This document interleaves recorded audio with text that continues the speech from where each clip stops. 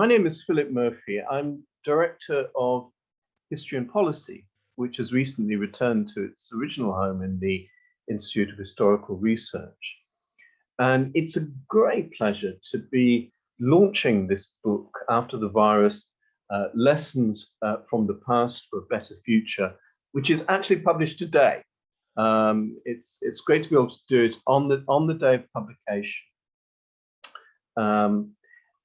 And it's tremendously relevant to history and policy, not just because it's a model of how you present history as being deeply relevant to current problems and policy making, but because one of its authors, Simon Szreter, back in 2002, was one of the co-founders of History and Policy.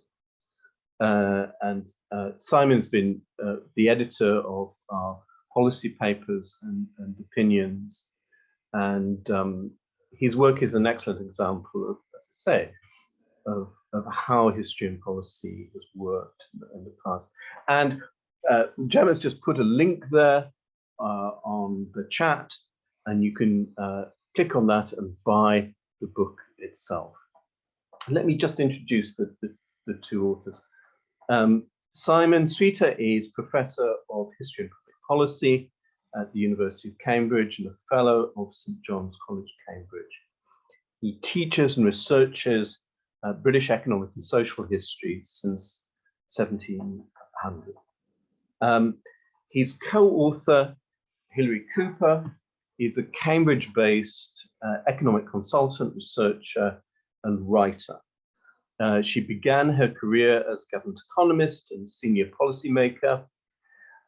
She is the author of a book that I certainly feel I need, and I think should be in everyone's libraries, called The Bluffer's Guide to Economics, which she published in 2006, a more essential book I cannot really imagine. And in 2019, Hilary was joint winner of the IPPR Economics Prize for the essay Incentivizing an Ethical Economics, and her belief in an ethical economics and indeed an ethical society comes out very deeply in this book. It is a tremendous read. I've been given a sneak preview of it. It's a devastating portrait of the immediate failures of the British state around COVID, but it goes back in time in a really fascinating and stimulating way, defending what it calls an empowering state. And it dates the establishment of a sort of welfarism and collectivism, not to Clem Attlee or to Lloyd George, as is conventionally the case, but right back to Elizabeth I and the Elizabethan Poor Laws, and works forward from there in what I think will stimulate a lot of debate. But it's wonderful to see these long historical perspectives at work. So without further ado, I'll hand over to Simon and Hilary to introduce the book and thank them very, very warmly for joining us this evening. Thank you very much. I'm now going to share my screen.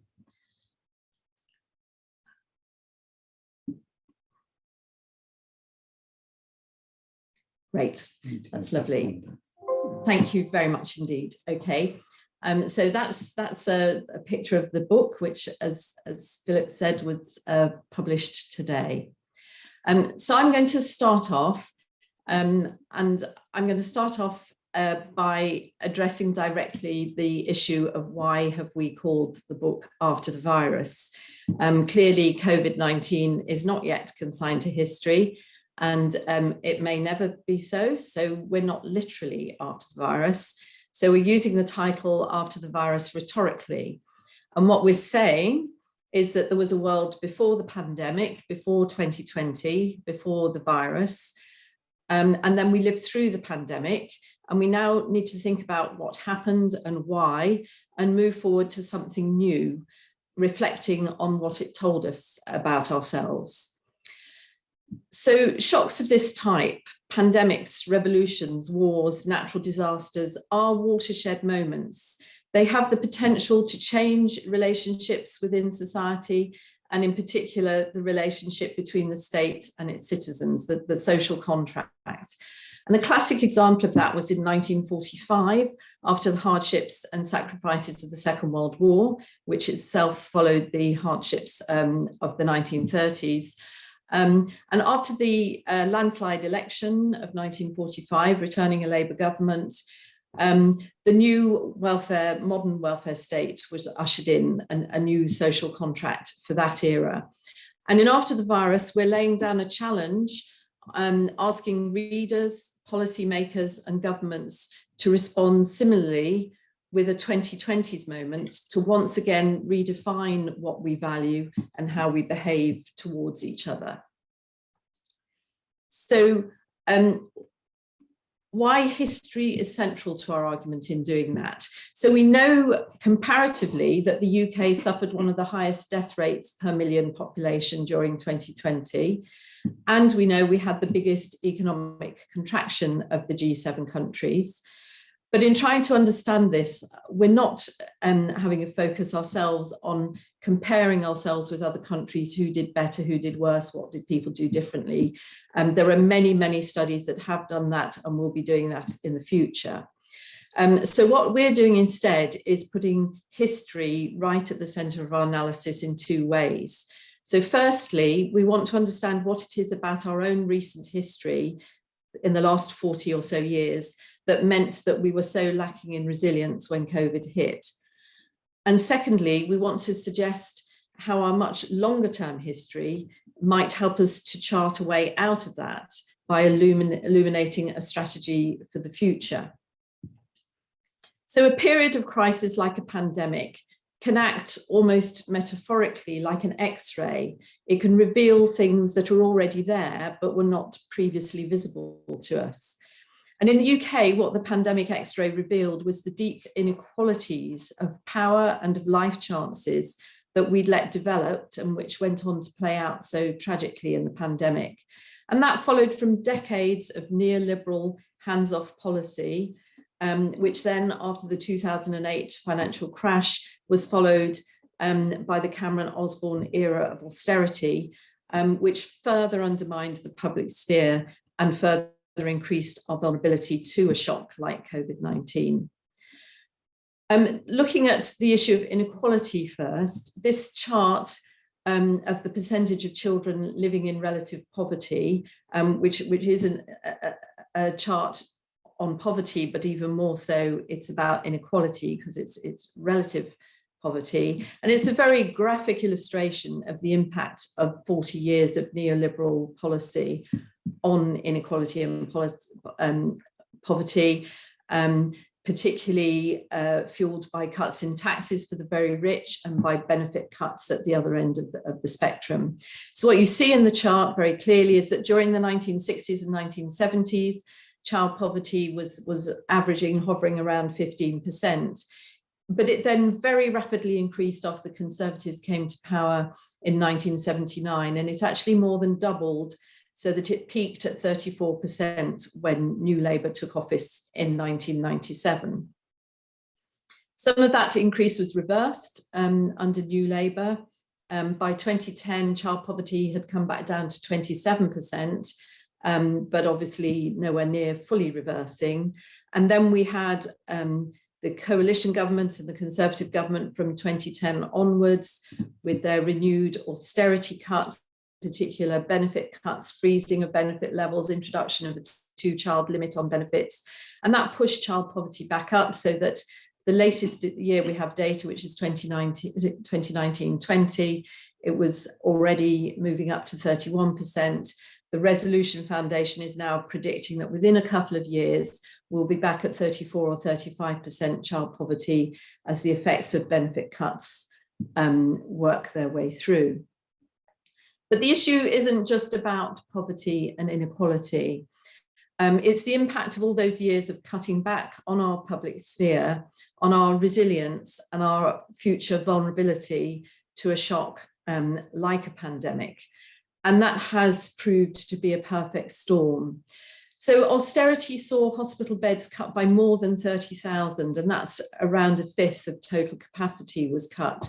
It left no provision even for a bad winter flu, let alone any slack to deal with an emergency. On top of that, unfortunately, we approached COVID-19 at the end of 2019 with a huge staffing crisis in the NHS. And we had for many years had critical care bed capacity among the lowest in the EU. In the care sector, we were also very vulnerable. In 1979, care homes were primarily run by local authorities, but by 2020, 85% of care homes were privatized. Many were registered offshore, which is where their profits were going. And the business model was to pay low wages, which meant that they were reliant on high turnover agency staff, which is not great in a pandemic. Between mid-March and mid-April 2020, more than 25,000 elderly patients were transferred from hospitals into care homes without COVID testing. And that was freeing up the number of beds that were needed for COVID patients, which is almost exactly equal to the ones lost in the austerity cuts. And care home deaths during that month, during April 2020, were half of all of the COVID deaths in that month. The deaths of care workers were very high too at that time, at the beginning of the pandemic, because care homes were particularly poorly able to access PPE, and that was linked to the fact that stockpiles had been run down, despite expert advice that they should not be run down, and despite regular risk assessments flagging it as a problem. So at the same time, our public health capability was insufficient to enable contact tracing to continue once the pandemic escalated. They'd been doing contact tracing at the start. And in the face of that, the government decided to establish a privatized test and trace outfit into which they put £22 billion. That was not set up till May, and it repeatedly failed to meet its targets, both for testing and tracing, so that by early 2021, the Public Accounts Committee had slated its unimaginable cost with no clear evidence of its effects. Alongside this, we had an increasingly casualised workforce, and the gig economy was one of the features of neoliberalism growing over the decades. And those workers, casualised workforce, often had no entitlement at all to sick pay. And if they did, they were often only entitled to statutory sick pay, which was around £95 a week and not enough to live on. So the effect was that there were workers who were often living in deprived communities and crowded households, and they were working in key worker frontline jobs where they were unable to afford to take time off to isolate, and their co-workers were also unable to take time off to isolate. And that meant that infections were spreading rapidly in those households, and those were households where there were high levels of deprivation and a lot of people with pre-existing deprivation-related health problems. And we know that people of colour were disproportionately affected by this, and we know that that includes many health and care workers, many of whom, of course, were working without proper PPE. And of course, the impact of this lack of support for vulnerable communities was to play out in the much higher death rates amongst those groups. And two studies in early 2021 give a very detailed insight into the way in which financial worries and economic precarity aided the spread of COVID. So a study for Newham Council in East London of the factors getting in the way of people being able to isolate effectively, which is the left-hand side of this chart, shows the top 3 issues were financial issues. 71% said that it was being scared of losing their job that would be the problem. 60% the need to earn money.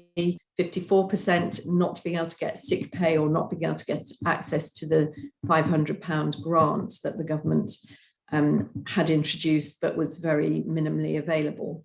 And the second half of the slide gives more substance to that.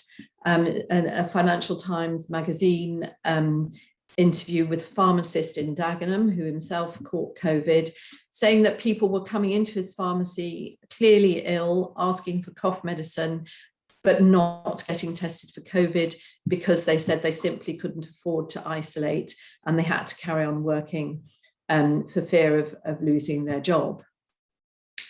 Now, of course, there are and have been many people who said, okay, that was all very problematic, but we did the best we could in very difficult circumstances. But the idea that COVID was a surprise, that it was a once in 100 years event, a black swan, that couldn't therefore have been predicted, couldn't be further from the truth. Bill Gates had said in 2010 in a TED talk, in 2015 in a TED talk, that with the continual emergence of new pathogens and the increasing connectedness of the world, that a large and lethal pandemic was almost certain to happen in his lifetime, and he thought that that would probably be a coronavirus pandemic. But we didn't actually need Bill Gates to tell us that. The UK government's own National Security Risk Register had for many years had a pandemic as its top red risk, a red risk, of course, being a risk with both a high likelihood and a very high impact should it materialise. And in view of that, the government, repeated governments, had been planning for a pandemic for many years, and they'd been doing that right up to the final big exercise Cygnus, which took place in 2016, which was actually the last proper pandemic rehearsal. And that road test of systems had revealed multiple challenges with things like PPE, with the resilience of the care sector, but they were sidelined. Resources went elsewhere, particularly to dealing with the emerging problem of Brexit and the no-deal Brexit.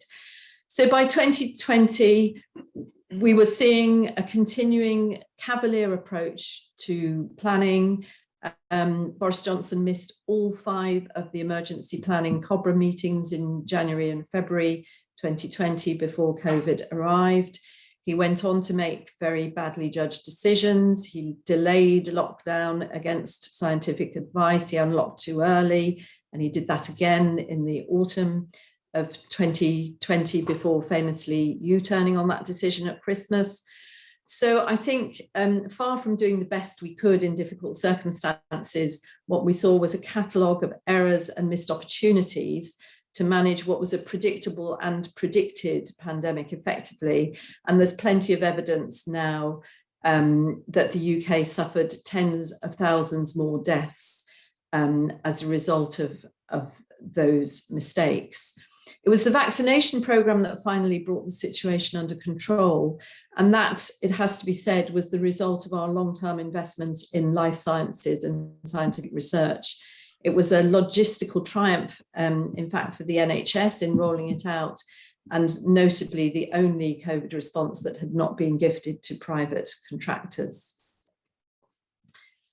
So looking back now at what happened in the UK during COVID-19, there's certainly a case to be made that what we experienced was not just a pandemic, it was what is called a syndemic. So it was not just an infectious disease that we had to control by cutting the lines of transmission. It was a coming together of a number of self-reinforcing things, a deadly illness that interacted with latent underlying health conditions like diabetes and heart disease in particular communities, that interacted with social inequality and economic precarity in those communities. And that produces a syndemic where these factors reinforce each other to magnify the burden of pandemic disease and how it impacts the most disadvantaged in society. And this chart shows that syndemic effect, I think, as clearly as you could possibly see it.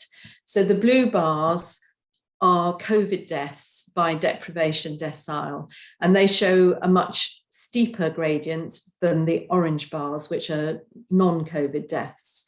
And what those blue bars show is that the most deprived areas had more than twice the death rate from COVID of the least deprived areas. So I'm going to leave you with that now. That's where our recent social and economic history left us in the wake of COVID-19. And I'm going to hand over to Simon to talk about the history. Right. What do you need to do with that? Right. Okay. Can't move it. Yeah. Okay, so thank you very much, Hilary. So we're staying with history, but we're moving to deeper history, if you like, because we think that's very helpful in understanding the nature of British society and how it can, what we should do in the future, in fact. So I think one of the first things we need to address is that when we look into British history over the last half a millennium, it gives us a surprising finding that welfare states are not necessarily the modern democratic creation that I think pretty much everybody, apart from a small number of early modern historians of Britain, think it is. It's widely believed they are some kind of a luxury that we get when we become wealthy. In the mid-20th century, they were invented by Beveridge in this country. Of course, there are sort of signs of them in the form of Bismarck's insurance system and so on, but it's generally believed that welfare states are a mid-20th century modern invention. You can only have them after economic growth. They've got nothing much to do with economic growth, but it's something that democracies might award themselves once they've become wealthy. The implication of that, as we saw with George Osborne's austerity policy, was that in that case, you can cut these things back in hard times. There's no serious harm to the long-term productivity of the economy. It's a bit tough on some people, but they're a luxury. We can just do this without any great problems. What we're saying in the book is that a revisionist understanding of British history, going right back to, in fact, the 16th century, shows that these are many colleagues whose work I've examined and found it extraordinarily interesting. We find that the first functional welfare system in the world came into existence in England with the Elizabethan Poor Laws of 1598 and 1601. These are the two central pieces of legislation in a much longer history. The full complexity of the story of the Poor Laws is a book in itself. These are just the highlight measures. There were many others before and several more after. The key thing about the Elizabethan Poor Laws is that they give a universal entitlement to relief, meaning, as we would call it, support, absolute entitlement to support. They specify, the acts specify that this is for the old, it's for the disabled, it's for the ill, it's for the orphans, it's for the widows. And the important new item in the late 16th century was the appreciation that also there is this phenomenon of the involuntarily unemployed. Previously, there had been an understanding that able-bodied men without work were lazy, ne'er-do-wells, vagabonds, as they were called. But the Poor Laws actually recognize that there is a problem of involuntary unemployment and that it is the job of the state to deal with that. The state then devolves that radically onto all the parishes of England and Wales. And there are 10,000 of these parishes in 1600. They grow to about 14,000 by the early 19th century. they are, what we get is compulsory taxation in each parish based on wealth. It's a tax based on the value of land, and it is used for all those categories of the poor.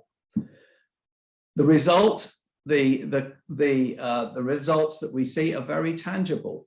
England becomes, the poor law functions primarily initially in England. Eventually it does extend to Wales as well, but neither Scotland nor Ireland get this system. And in England, we see it becomes the first country in Europe by about 150 years to be free from the famine mortality that often accompanies spikes in grain prices, which early modern societies all suffered from because of the unreliability of the harvest.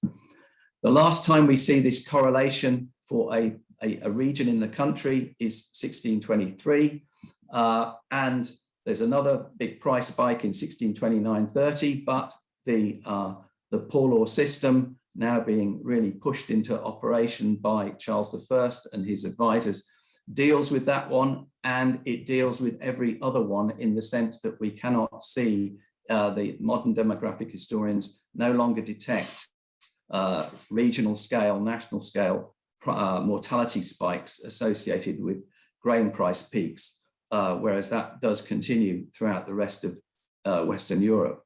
So we've got a population with food security, and my God, now do we, how ironic that Marcus Rashford is having to campaign for food security once again in our population. Unbelievable. The first country to have secured food for the population. Something else that the poor laws do is completely contrary to what Adam Smith thought. He was flat out wrong on this. The poor laws actually encourage labour mobility, and they encourage a pattern of rapid provincial urban growth that England enjoyed in the period 1600 to 1800. So this is before the steam engine, before the Industrial Revolution. England's provincial cities are growing at pace. This is a kind of novel phenomenon. Normally, urban growth in the early modern period and before tends to be focused on what's called the cardinal city, the capital, but what we're seeing is provincial urban growth really accelerating massively. Why does the poor law help? Well, because it gives the younger generation the freedom to move, to leave their parish, their rural place of birth, and to move and take a risk, find out whether they can get better paid work, knowing that their parents are not going to be left in penury. They're not going to suffer in old age, and they're not going to need to come back and look after them, because the parish, the collective parish, will now support them if the children are no longer there. They can also afford to take these risks, go to the towns, go to the cities, because they're not going to simply be left by the wayside to starve and die if it doesn't work out for them. Again, the poor law is going to pick them up. At the worst, it's going to return them, remove them, as it's called, back to their parish of settlement, and they can maybe have another try in a while, but they are not going to fall through complete sort of penury. So long before the steam engines and factories of the 19th century and the carbon economy, England's economy was truly transformed through the specializing division of labor of its young people flooding into its provincial towns and cities. And consequently, its economy was world leading by 1800, before the spread of the factories. And it was growing, it was clearly growing over this period with far greater momentum even than Holland, which was the standout leading economy back in the year 1600. And this next graph is a graph of the percentage of the population that is urban, with the 1600 on the left-hand side of the x-axis, 1850 on the right-hand side, percentage urban. And what you're seeing at the top, the dotted line, is the bleeder golden age Holland in 1600 through to 1700, with far the greatest proportion of its population urban, the most advanced economy in the world at that time, 30% plus living in towns of more than 5,000 inhabitants. Along the bottom, you've got France, which could stand in for pretty much every other European country, going nowhere, about 10% of its population urban right through to 1800. And well, you know, the thing that's attracting your eye is this solid line strikingly moving upwards from the bottom to the top and then overtaking Holland in the 19th century, showing just how extraordinary Britain's urban growth was between 1600 and 1800. Without the steam engine, it was growing at about 300 to 350%. Rest of Europe was in the region of 20 to 25% urbanization. This is really an extraordinary rate of change, related intimately to economic growth, because urbanization is a very direct index of the sophistication of the economy at this point. So then we've got a first welfare state functioning from 1600, but then radically reformed in 1834. A new ideology comes into existence, a new governing ideology of outright individualism. Homo economicus is born and named by John Stuart Mill in the middle of the 19th century. And the new ideology believes that individuals have to be driven to work by gnawing hunger, and the workhouse must be deterrent. No good giving people money to eat in their homes. They've got to get out there and work for a living. And we've got to make sure that if the 1834 New Paula does not abrogate, it doesn't abandon the principle of 1601 that everybody must be kept alive in the population, but it's going to make damn sure that the conditions under which you receive your relief are unpleasant, ineligible, as it was called.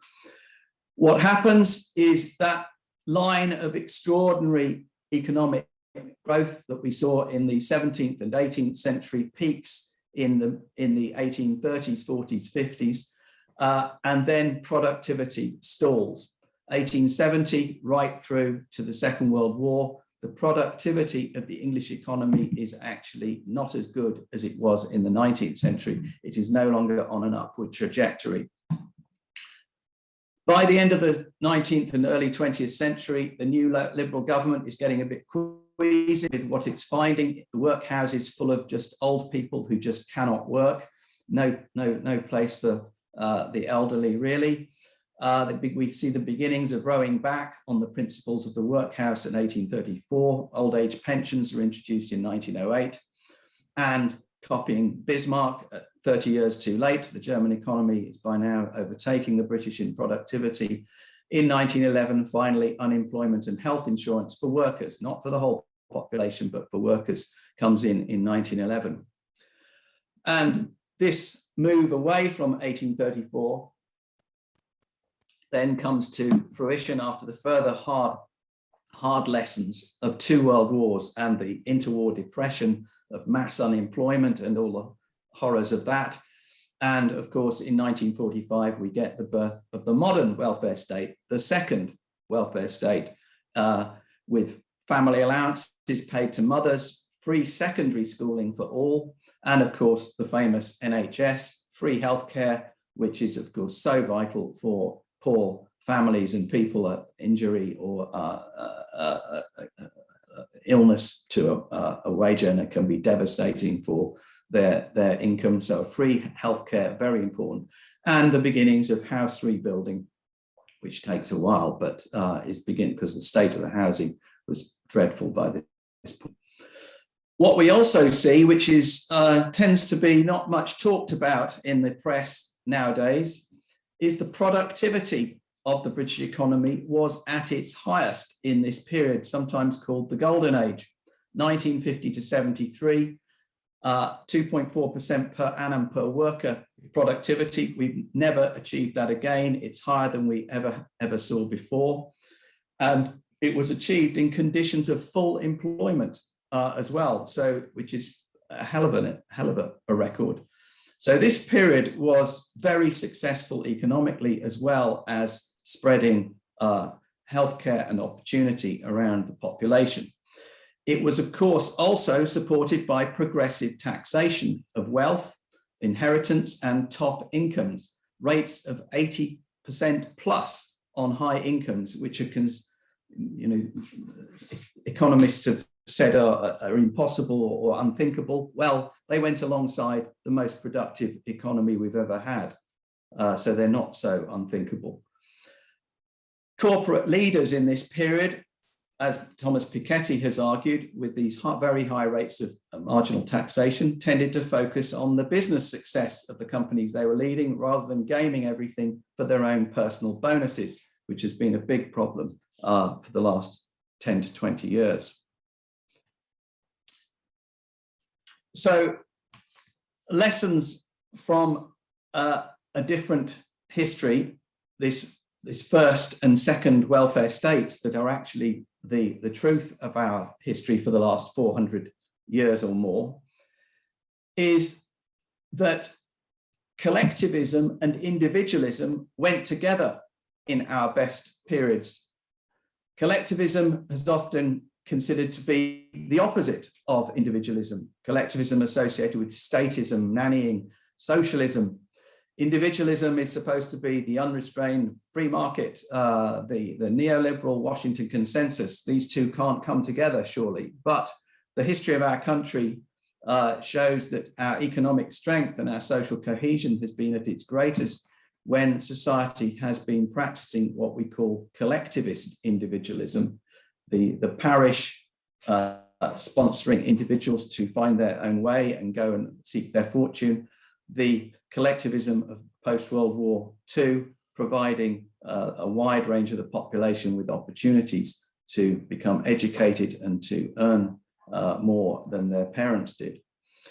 British society and its economy has flourished most when it has embraced both universal social security and a facilitated, nurturing welfare state aimed at helping all of its individuals to thrive, whatever their circumstances, and to which all in society are asked to contribute in progressive proportion to their means. The wealthier, the higher incomes to contribute more. When this happens, as it did in two key periods in our history, firstly leading in to the Industrial Revolution over a very long period of time, and then again in the high productivity post-war decades, what we found in both of those cases is economic productivity, social mobility, growth. They take off, but they take off in a manner which spreads prosperity and empowers individuals widely. It's not exploitative and narrow in the individuals who benefit from it.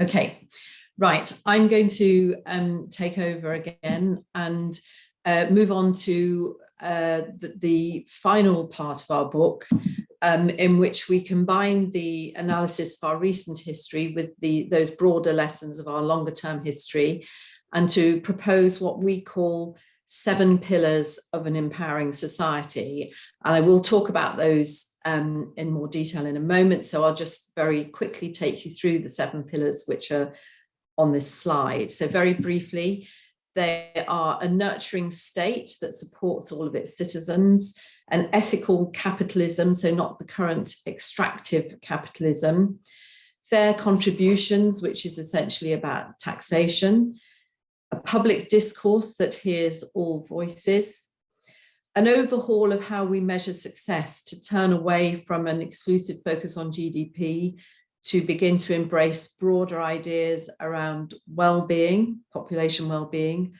a focus on a sustainable future with sustainable growth, and a drive to engage everyone in democratic politics. So putting some more detail on that, I'm going to talk about more about what we envisage those 7 pillars involving. So the first, a nurturing state, requires us to set aside the argument that we now need to cut services again. We can't afford to have more spending, And instead, the nurturing state needs to invest, particularly to overcome the health and educational divides that we are facing and which have now become worse as a result of COVID-19. But a nurturing state also requires us to look now at reforming the benefit system, putting in place some guarantees over a minimum income, and removing policies like the 5-week waiting period for benefit, which has pushed so many people into debt, and the long-term freezing of benefits that we've seen in recent years under austerity. So we need to move to a benefit system that delivers dignity and security in place of child poverty, food banks, and debt, which is what we've created at the moment. And that reinvigorated welfare state would draw on a fairer tax system. And we're arguing that, and along with an awful lot of current think tanks, that should now have an emphasis on wealth taxation, not on taxation of ordinary people, which was what was announced last week. So we show in the book that private wealth has actually grown in a few decades from a position where it was 3 times the size of national income to now being 7 times the size of national income. But there hasn't been any increase in the percentage that is taken in how wealth is taxed. So wealth taxation has simply not caught up with that massive rise in wealth and wealth inequality. Another of our key pillars is the need for a change in the way businesses and corporations are run, what we're calling ethical capitalism, which needs to be based on new laws that make it a duty on business to promote the long-term success of a business. And again, there are many academics arguing how that could and should be done. And that the purpose of that would be to ensure that instead of just being focused on extracting value purely for the short-term gratification of shareholders, that businesses were actually refocused on creating value for their wider stakeholders and for society more broadly. Running alongside that, a participatory democracy would seek to engage communities and young people through mechanisms such as citizens' assemblies, which have been very successful in many countries. And in the case of young people, we're arguing that there should now be an extension of the vote to include young people aged 15 and over, the school children who came out of their schools onto the streets to campaign over the last 2 or 3 years for their future. And that, of course, links into our last 2 key pillars, an understanding of and living within our environmental limits, and refocusing our measures of success onto appropriate sustainable goals instead of this elusive chasing after ever higher growth.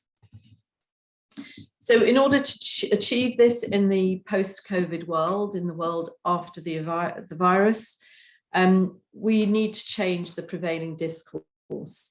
So first of all, we need to get across the message very clearly that we do not need to pay for the pandemic in the simplistic sense that is often heard in some parts of the media.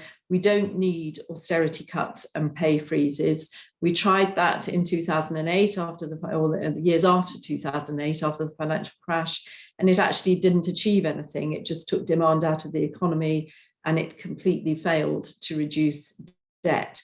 So in fact, a wide range of economists, there's a huge consensus, and actually that includes Rishi Sunak himself, the Chancellor, because he said this in his March 2021 budget. They agree that the one-off costs of the pandemic should be added to the national debt and should be paid off over the long term by generations, just as the costs of war are.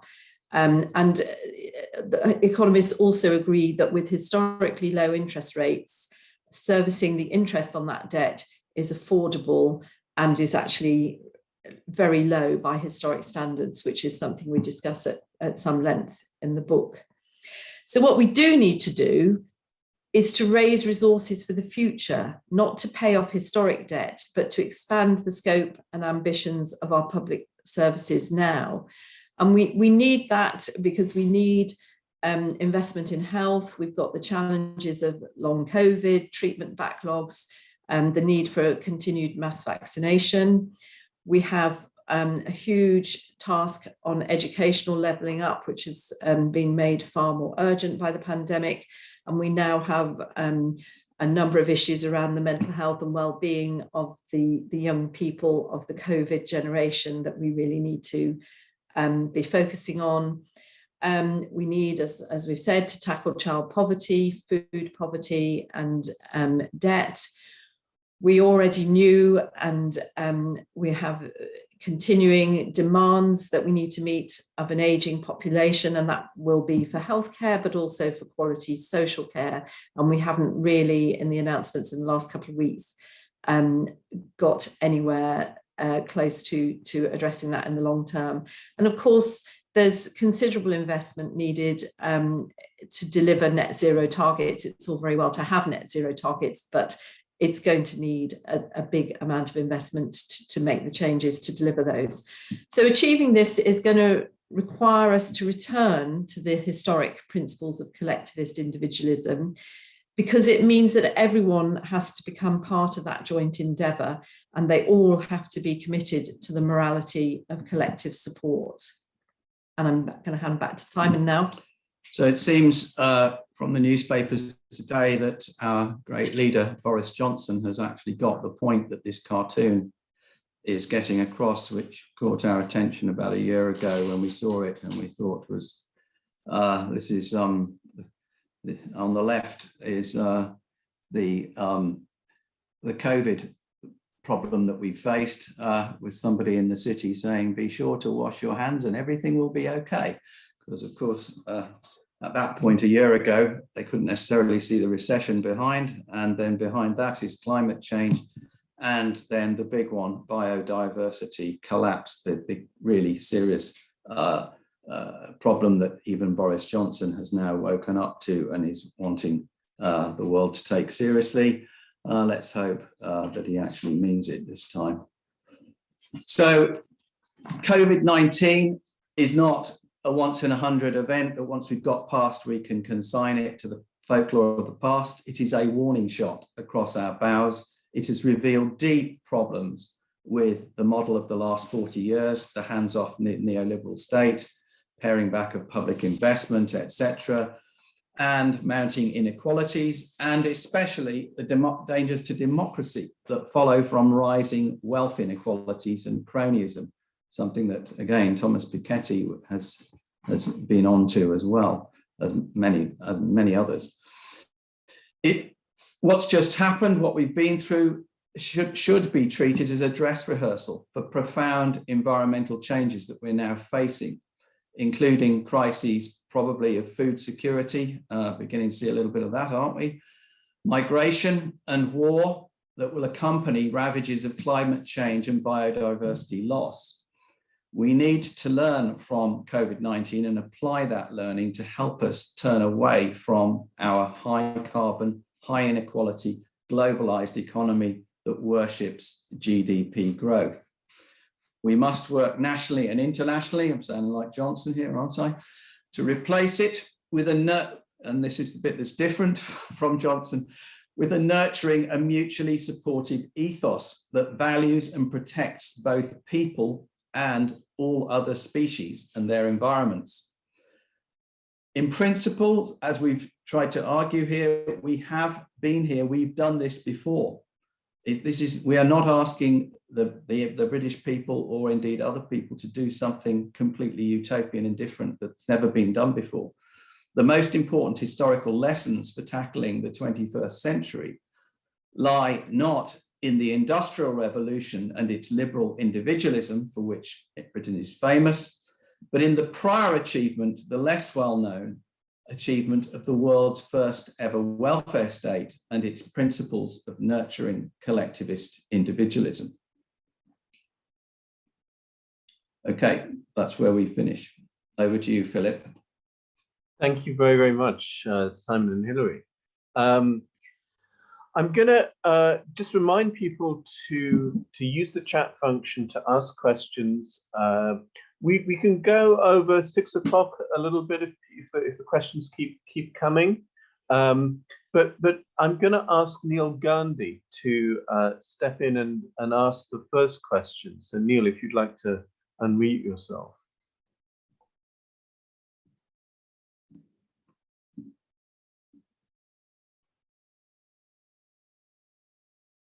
Hello, Neil. Hear me now? Oh.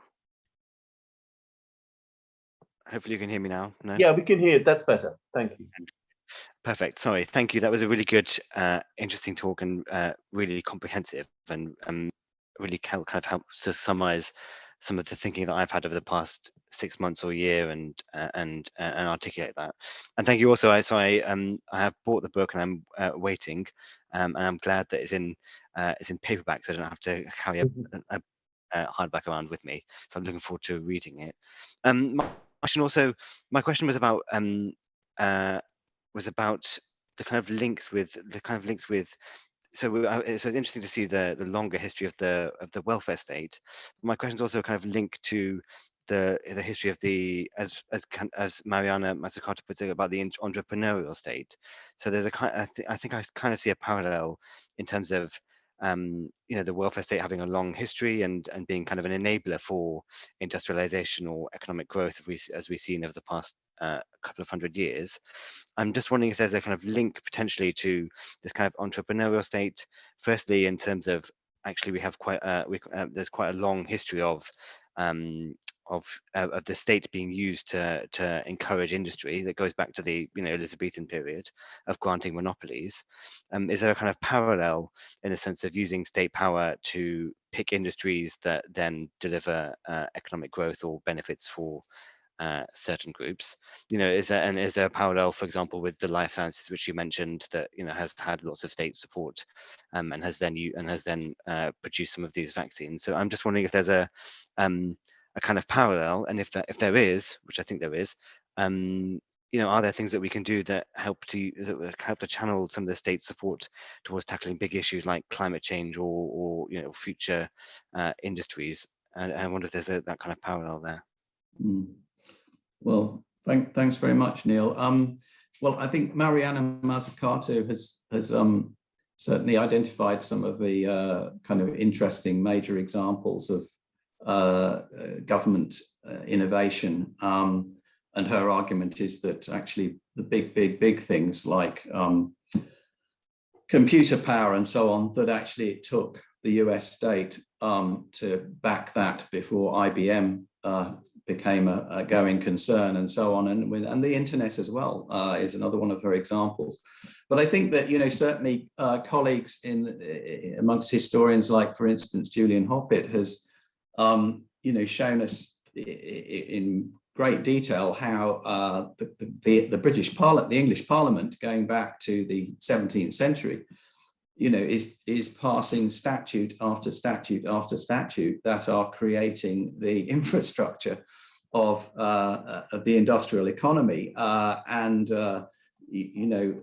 almost nothing moves without a parliamentary agreement. So government has got a very, very deep, long history of innovations of all kinds, maybe not quite the kind of ones that we've read about in our Ladybird books of the kind of the individual scientists inventing something that does something, but actually in creating the infrastructure that makes these markets actually function and work. I mean, I think I would like to argue that what I've been talking about, this highly devolved first welfare state, this parish welfare state, is in a sense a general purpose technology that was created by government, and it has the most extraordinary effects, which I think a lot of people just did not see at the time. And I think there's a reason why that's the case, is that because it was devolved to 10,000 different units, many contemporaries didn't really know what was going on. And Adam Smith certainly was completely, he was sitting up there in Scotland and probably had a few anecdotes from various people, but he clearly did not really know what was going on, whereas historians who have actually researched the poor law in depth over the last 40 years have demonstrated this very, very different picture of it from the one that he was convinced of. So, yeah, I mean, I think that there's, you know, and we know in the World War, you know, the obvious ones in the wartime, in the World Wars, the state was extremely active in promoting technologies, which often then became generalized in the civilian economy and so on. So, yeah, there's masses and masses of contact between the two. And yeah, so anyway, I'll stop there. Can I just, Hilary, did you want to come in on that, or should I just go on to the next question? Go on, yeah, next question, yeah, that's fine. Yeah, I mean, Alex Mould has sort of read my mind and asked a question, which is very much what I was thinking about as well. You know, your book is a terrible indictment of the current government and the current political system, its handling of COVID, and very persuasive on the longer term causes of that. But you might expect that any government who'd return such a record would be floundering in the polls. And yet the Tories are generally ahead, if you know, at worst they're level pegging with Labour, and that's only very, very recently. So Alex says, you know, what policy changes are required to make this happen, but more importantly, what political changes? She says it's hard to imagine a Conservative government introducing many of these measures, and yet the Conservatives are consistently ahead in the polls. What is going on here? Yes, I mean, I agree with that, and I think what our aspiration here is to try and change the conversation. So until there are fresh ideas, until there's a momentum around those fresh ideas, and we've seen Keir Starmer publish a pamphlet today with the Fabian Society called The Road Ahead, where he's talking about 10 steps forward, a little bit vague, but hopefully that's going to be fleshed out. But I think what we need is a momentum, a body of people, publications, people coming out with ideas that are new and that are challenging. We obviously need an opposition that's going to effectively grab them and try and change the public discourse. But I think the Conservatives have been consistently ahead in the polls. They're now dropping in the polls, or at least, as you say, moving down towards level pegging. And there's a very interesting set of things happening right now. The significant rise in inflation, the gas price crisis, which then push up inflation more, the ending of furlough, which isn't being talked about much, but that's going to have an impact, and obviously the ending of the universal credit uplift. And I think that when the Conservatives threw into that a rise in national insurance, which was so clearly seen, I think, in the media and across society, and I think was what pushed the Conservatives down in the polls, so clearly seen as unfair because it taxed earnings, and that wealth and even income tax, rental income, capital gains was just being left untouched. I think there's a little bit of a chink opening up of people saying, hang on a minute, this isn't very fair, this isn't levelling up. And of course, a lot of analysis has been done on the cuts in universal credit are that it's going to hit the red wall constituencies. So I mean, I think the possible chink is the impact on living standards of all these things coming together, with a sudden increased perception that policy is actually unfair, may start to push an argument towards, why are we not taxing the better off? Why are we not taxing wealth? IPPR came out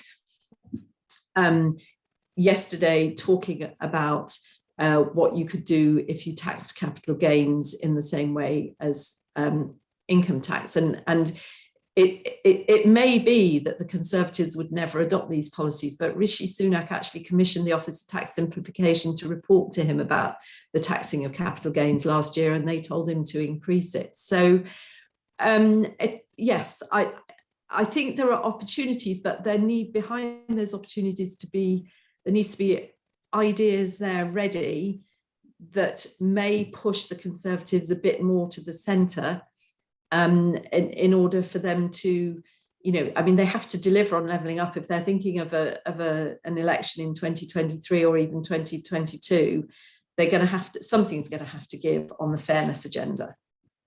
Thank you very much. I mean, Esther Harper's asked a question in chat, which is really the $64,000 question so far as history and policy is concerned. So very simply, should historians effectively engage with policymakers on COVID recovery? Well, I think that, we can do, historians are wonderful amphibians. We do all kinds of things. We study all sorts of things. And the first thing is to, aim your history research and to sort of publish it in such a way that it has a chance of, being seen and being noticed by policymakers. So this is a bit of a plug for history and policy. Use history and policy. It's got quite a decent profile now. And think of writing a piece on your latest book or from your latest book or whatever that enables you to say things. We've also, through history and policy, we do have regular seminars with both the Treasury and the Home Office and some other departments, so that, if you've got something really to say, then you can get in touch with history and policy, and maybe we can get you in front of a government department. And I think the other thing is, what you're seeing here is, I don't know whether it's chance or whatever, but you're seeing a historian, me, teamed up with somebody who's spent their career in the policy world, Hilary. And, if you're a historian, think about that. I mean, can you actually team up with somebody who really is in the policy world, who is relevant to the research you do and know about? And, can you actually cooperate with them and write something together? Because I think that's an interesting synergy then. I certainly, there's a lot in this book that, I can't possibly have had the knowledge and authority to deliver, because it took, all the knowledge that Hilary's got, and then, the historical parts the other way around. So, but you can bring these things together. It is possible. It's not the case, some forms of history are not suitable for this, but as I said, history can be many, many different forms of research and so on, and some of them undoubtedly can be. There a lot of interesting questions here. There's a question from MA. Just trying to make sense in my own head a bit. I think what it's saying is that 1945, the Second World War, was a kind of collective experience. It was a sort of collective trauma. Maybe some sort of notion of kind of collective responsibility and solidarity emerged from this. So is COVID similarly experienced as a collective experience or as an individual experience? That's quite an interesting point. Has it brought us together, or has it made us more fragmented as we sit in our living rooms in front of our computers? I mean, I hope I've got the hang of that question. I think that's a very interesting point. Yeah, I mean, I think, well, this also relates to issues of who controls the public discourse. Yeah. And I mean, if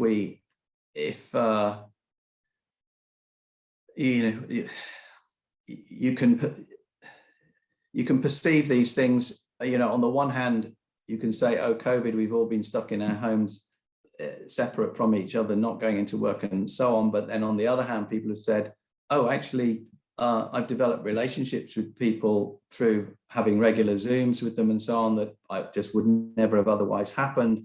I've joined groups, singing groups or whatever that, that have, I would never have dreamt of doing before. So as usual, human beings, we're complicated things, but two apparently contradictory things can be true at once, and are.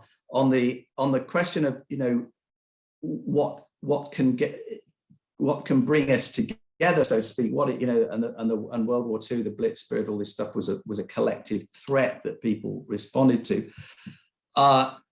Unfortunately, it is not as visceral yet and obvious, but I think that the challenge of climate change and so on is going to force us to get together for this. And even, we've got even Boris Johnson talking in these terms. I know talk is one thing and unfortunately policies are another, but, this, as every year goes past, we are likely to see more and more of these bloody frightening things going on, fires, floods, you name it. And yeah, I think that because this is really global, I think people do get it, that it doesn't work. You cannot sit behind your barriers in your gated homes in some rich country and think that it's going to be okay. People, I think, are beginning to get that this is not going to be okay. Sorry, Hill. Sorry, no, I was just going to say, in terms of whether the question about whether it's mainly individual or collective, I do feel, and I think we kind of tried to pick up on that with our proposal of extending down to younger ages, the voting age. I do feel that there is a group that young people before COVID-19 were already in this situation where they felt, there was a generation sitting in wealthy housing that they were excluded from, that they were being made to pay for their higher education in the way that their parents hadn't been made to pay, that childcare is unaffordable. And I think to that was added the really escalating fear of climate change, because obviously young people are disproportionately going to be the ones who are exposed to that. And I think that there is a sense in which there is a COVID generation, that young people, they've had so much ruined for them, and they understood that, and they did what they needed to do. They stayed at home through the pandemic, but I think that they now feel that they need a payback, and if they're not getting a payback, if they're just being made to pay more taxes, and not having their concerns taken seriously. I mean, we've seen a massive drop in the birth rate in this country over the last 2 or 3 years. I think that's a real signal that young people are telling us about, what they see about the affordability of their lifestyles and their fears about the future and about climate change. And I do think that maybe there will be a tipping point, and that as these young people come to political maturity, maybe there will be that bonding and collectivism from that generation. Thank you very much. There's a very important question from Rebecca White, which I want to get in before we close, and that's how what you've written about relates to devolution. So the 4 nations have taken somewhat different approaches to their immediate COVID response in the context of different devolution settlements and longer policy histories. Were you able to consider this in the book? If so, does this offer any lessons for how we can move forward? Okay. We didn't consider that directly. No, what we considered was the impact that COVID policies might have, combined with Brexit, on pushing the union apart, and also the impact that differential policies affecting the northeast and the northwest of the country during COVID had on politics and economics in those parts of the country. But we didn't we didn't compare the different responses of the different devolved nations in any direct way. Of course, the longer term history of this is not entirely promising. I mean, it was the English who got the Elizabethan Poor Law eventually extended into Wales. The Scottish tried at a poor law, it didn't work at all for them, and the Irish didn't get anything until they got the new poor law. And look, you know what a bloody mess that was when the potato blight came along. All four countries did get the second welfare state, the post 1945 one, and there is some, I think, unity from that shared experience. But I think that, you know, the Brexit vote showed that Scotland and Ireland don't think the same as England and apparently Wales on this issue, at least in terms of those who turned up to vote. So I think that, yeah, I'd say the union is on the line somewhat, but a really smart politics that wanted to that was interested in bringing the nations together. I think that the green issues and the environment are the ones to look at. I think this is the great potential unifier, is how we respond to this. And if we don't respond effectively to it, then it's not going to be good news for any of us. I mean, since you don't go into this in great detail in the book, can I maybe press you on it a little bit further? I suppose there are two ways of looking at the way in which the regional governments have responded. One way is that, you know, they've used the autonomy, the flexibility to respond to the particular regional needs posed by COVID. It's a positive way of thinking about it. A more negative way, and an accusation you sometimes see, is that they've departed from Westminster laws almost for the sake of showing that they're separate and that they can. Which side of the argument would you come down on in terms of assessing the Scottish, Welsh, Northern Irish response to COVID? Well, I think you have to start from, you know, the point that the English, the dominant force of England in Westminster is a Conservative administration that's been in power now for really quite a long time, and its big flagship policy was austerity, and that has not been a success for anybody, and particularly for Scotland, Wales, and Northern Ireland. And the other three are, in a sense, their governments. Well, Wales and Scotland are the governments there are ideologically opposed and coming from a different place to the Tories in the House of Commons. And Northern Ireland, of course, is got complexities of its own that are also independent. So I think that you know, it would have been extraordinary if you'd seen, you know, lovey-dovey unity amongst these different parts of the union during such a stress test as COVID-19. It would have been, you know, it would have been quite something. It's much less surprising that the non-Westminster administrations have been taking the opportunity to try and, you know, demonstrate their different profiles to their various constituencies, and to say, no, we are not like the Conservatives in Westminster. We are very different. And I think that that's fair enough. They don't share the ideology of the Conservative Party and its government. Thanks very much. We'll have to end on this final question from Martin Vygotsky, but I do want to get it in because it's, I think it's quite important. Simon's arguing that British economic growth between 1600 and 1840 was crucial, determined by an expansive poor law, carriage, blah, blah. and that it was depressed between 1840 and 1910, the wake of the New Law. I wonder if you tried this proposition out with many economic historians and what degree of support.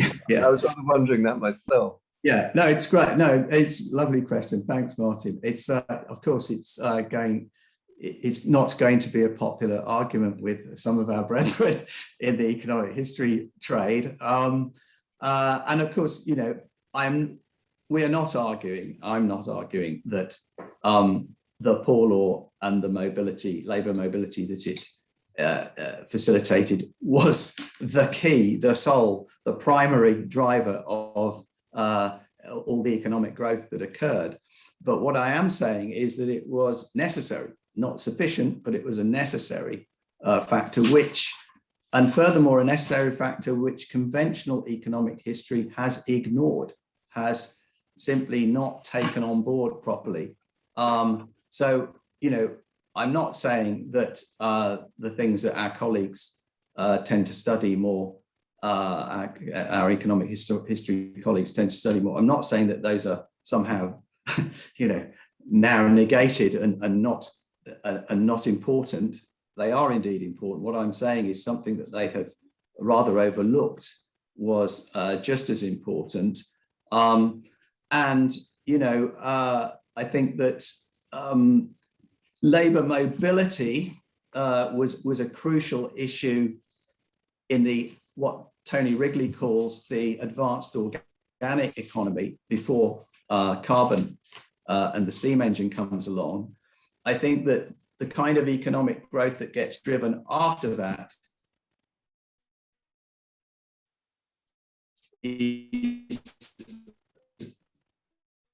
mobility is still important to believe this. And of course, he didn't know about steam engines when he was Wealth of Nations, or he thought they were just things that dragged water out of coal mines in Cornwall.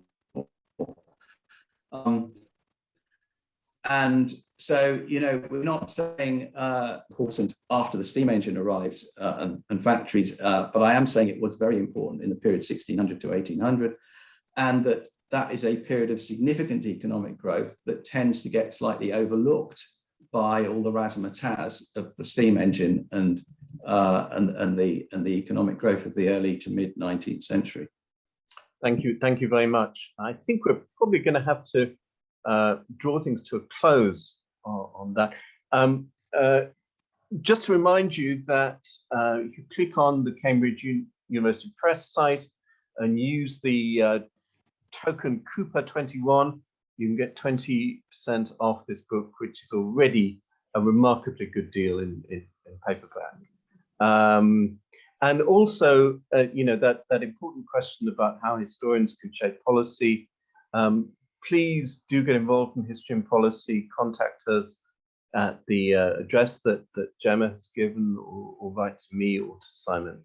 We're really interested to hear your voice and to involve you in this wonderful network. But finally, let me thank Simon and Hilary for a fantastic presentation, really wide-ranging and stimulating.